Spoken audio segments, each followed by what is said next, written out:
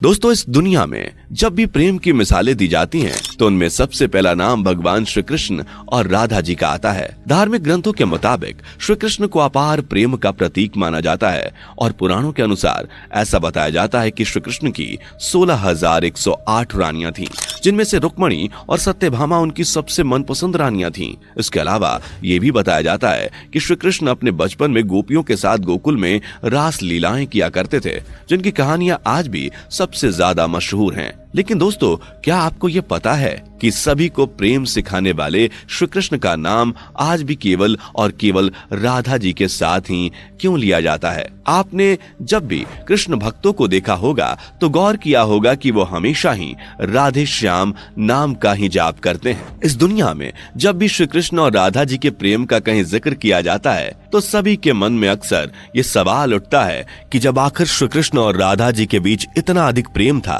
तो इन दोनों ने आपस में विवाह क्यों नहीं किया? दोस्तों, अगर आप भी जानना चाहते हैं कि श्री कृष्ण और राधा जी का विवाह किन कारणों से नहीं हो पाया, तो बने रहें हमारे साथ वीडियो के अंत तक। दोस्तों, पद्म पुराण के अनुसार ऐसा बताया जाता है कि राधा जी ऋषभानु नाम के एक ग्वाले की बेटी थी और उनका जन्म यमुना नदी के पास रावल नाम के एक गांव में हुआ था। कुछ समय बाद राधा जी के पिता बरसाना गांव में आकर बस गए थे। लेकिन दूसरी तरफ कुछ विद्वानों का ऐसा मानना है कि राधा जी का जन्म बरसाना गांव में ही हुआ था। इसी के साथ ब्रह्म वैवर्त पुराण के अनुसार ये बताया गया है कि राधा जी श्री कृष्ण से उम्र में 5 साल बड़ी थीं और उनकी सबसे अच्छी मित्र भी थीं। ऐसा कहा जाता है कि जब श्री कृष्ण और राधा जी पहली बार मिले थे तो राधा जी श्री कृष्ण की एक झलक देखते ही उन पर मोहित हो गईं और उन्होंने कृष्ण को पहली बार तब देखा जब माता यशोदा ने उन्हें माखन खाते हुए उखली से बांध लिया था। दोस्तों, जब श्री कृष्ण अपनी बांसुरी बजाते थे तो उनकी बांसुरी की धुन सुनते ही राधा जी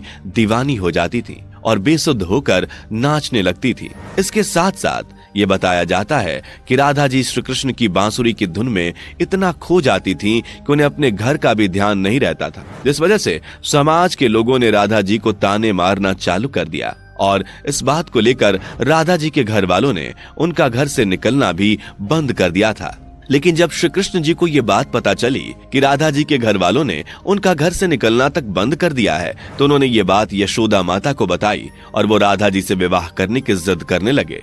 लेकिन लाख कोशिश करने के बावजूद भी श्री कृष्ण माता यशोदा को नहीं मना पाए और माता यशोदा ने श्री कृष्ण को ये कहकर टाल दिया कि एक तरफ तो राधा जी उनसे उम्र में 5 साल बड़ी हैं और दूसरी तरफ उनका विवाह भी पहले से ही तय हो चुका है। यशोदा माता ने जब ये बात नंद महाराज को बताई तो उन्होंने भी श्री कृष्ण को बहुत समझाया और राधा जी से विवाह ना करने की सलाह दी।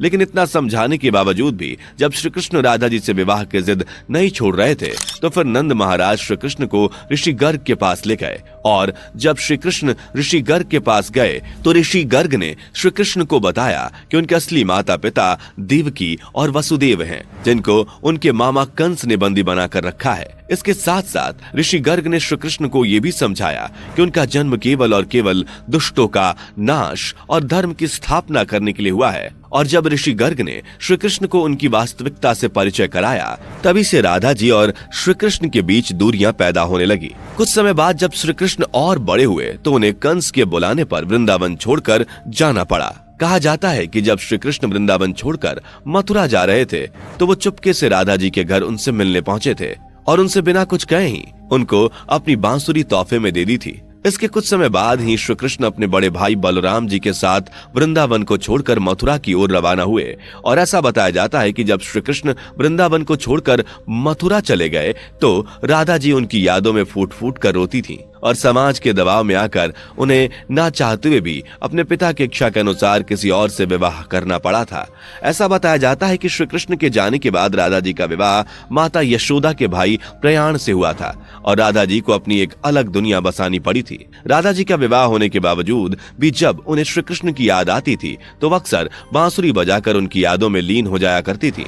वैसे दोस्तों, इसके अलावा भी श्री कृष्ण और राधा जी का विवाह न होने के पीछे 2 कथाएं और भी प्रचलित हैं, जिसमें पहली कथा के अनुसार ये बताया जाता है कि ऋषि शुक्राचार्य भगवान विष्णु से भी ज्यादा ज्ञानी थे, लेकिन इसके बावजूद भी देवराज इंद्र ने शुक्राचार्य के बजाय भगवान विष्णु को अपना गुरु बना लिया था। जब शुक्राचार्य ने ये सब अपनी आंखों से देखा तो उन्होंने इसे अपना अपमान समझकर असुरों को शिक्षा देनी शुरू कर दी और उनके गुरु बन गए। असुरों का गुरु बनते ही शुक्राचार्य ने देवराज इंद्र से अपने अपमान का बदला लेने की ठानी, लेकिन उनके सामने ये समस्या खड़ी थी कि देवताओं को तो अमरता का वरदान मिला हुआ था, लेकिन राक्षसों को ऐसा कोई वरदान प्राप्त नहीं था। इसी वजह से राक्षस कभी भी देवता से नहीं जीत पाते थे।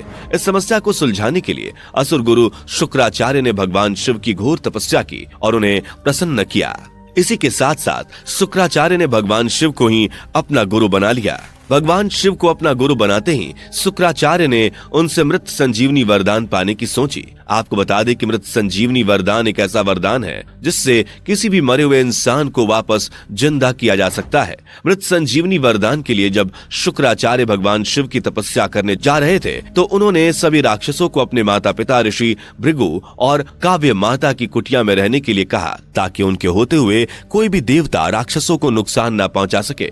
जब देवराज इंद्र को ये बात पता चली तो उन्होंने इस कुटिया पर हमला कर दिया। हमला होते ही काव्य माता ने अपनी शक्तियों से एक ऐसा कवच बनाया जिससे कि कोई भी देवता किसी राक्षस को नुकसान न पहुंचा सके, और इस तरह से सभी देवता राक्षसों से हारने लगे। ये सब देखते हुए भगवान विष्णु ने देवताओं की मदद करने के लिए अपने सुदर्शन चक्र से काव्य माता का सर धड़ से अलग कर दिया। हालांकि ऋषि भृगु ने अपनी पत्नी यानी कि काव्यमती को कामधेनु गाय की मदद से वापस जिंदा तो कर लिया, लेकिन इसके साथ साथ उन्होंने भगवान विष्णु को यह श्राप दिया कि उन्हें भी इस धरती पर जन्म लेकर पत्नी वियोग सहना पड़ेगा। और दोस्तों, बताया जाता है कि ऋषि भृगु के द्वारा दिए गए इसी श्राप की वजह से श्री कृष्ण जी का विवाह राधा जी से नहीं हो पाया था। ऐसा इसलिए क्योंकि भगवान विष्णु ने ही श्री कृष्ण के अवतार में इस धरती पर जन्म लिया था। अब दोस्तों, श्री कृष्ण और राधा जी का विवाह न हो पाने के पीछे एक और कथा भी काफी ज्यादा प्रचलित है, जिसके मुताबिक ऐसा बताया जाता है कि एक बार देव ऋषि नारद को यह घमंड हो गया था कि खुद कामदेव भी उनकी तपस्या और ब्रह्मचर्य को नहीं तोड़ सकते।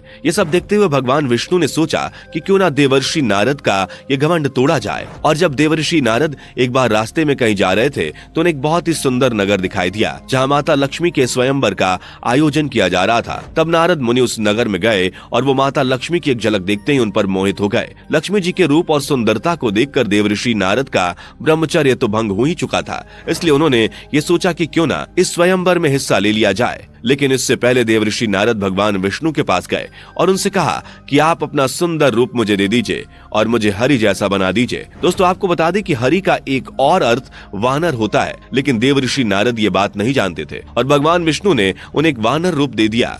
जब लक्ष्मी जी स्वयंवर में आई तो देवर्षि नारद के वानर वाले रूप को देखकर उन्हें बहुत गुस्सा आया। इसी के साथ साथ देवर्षि नारद का स्वयंवर में खूब मजाक भी उड़ाया गया। उसी समय की बात है कि भगवान विष्णु भी एक राजा वेश रखकर उस स्वयंवर में आ गए और भगवान विष्णु के सुंदर रूप को देखते ही लक्ष्मी जी ने उन्हें अपने पति के रूप में चुन लिया। ये सब देखकर स्वयंवर में बैठे सभी लोग देवर्षि नारद की और भी ज्यादा हंसी उड़ाने लगे और उन्हें कहा कि पहले जाकर अपना रूप तो देखो। जब देवर्षि नारद ने शीशे में जाकर अपना रूप देखा तो उन्हें अपना वानर वाला रूप देखकर बहुत गुस्सा आया। इसी के साथ साथ देवर्षि नारद भगवान विष्णु को भला बुरा कहने लगे और उन्हें श्राप दिया कि जिस तरह से मैं स्त्री वियोग में तड़प रहा हूँ उसी तरह तुम्हें भी अपने हर जन्म में स्त्री वियोग सहना पड़ेगा। लेकिन इसके कुछ समय बाद नारद मुनि को अपनी गलतियों का एहसास हुआ और उन्होंने भगवान विष्णु से इस बात के लिए क्षमा मांगी, जिसके बाद भगवान विष्णु ने नारद मुनि को क्षमा करते हुए ये बताया कि ये सब तो उनकी ही माया थी। वैसे दोस्तों, कमेंट करके बताइए कि आपको क्या लगता है इनमें से किस श्राप के कारण श्री कृष्ण और राधा जी का विवाह नहीं हो पाया। जाने से पहले वीडियो को लाइक शेयर जरूर करें और ऐसे ही और वीडियोस के लिए इस चैनल को सब्सक्राइब करके बेल नोटिफिकेशन को भी जरूर ऑन कर लें। धन्यवाद।